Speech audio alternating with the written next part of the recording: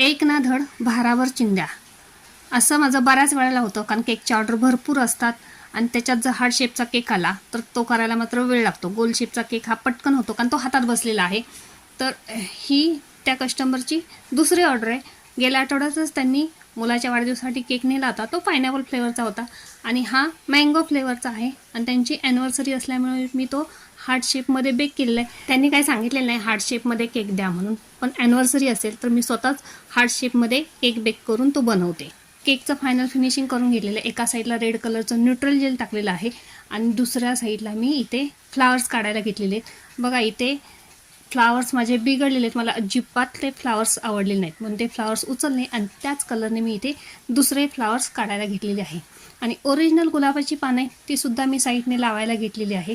आणि केक हा आपला फायनल तयार झालेला आहे. कशी वाटली केकची डिझाईन कमेंटमध्ये नक्की सांगा. आवडली असेल तर लाईक करायला विसरू नका.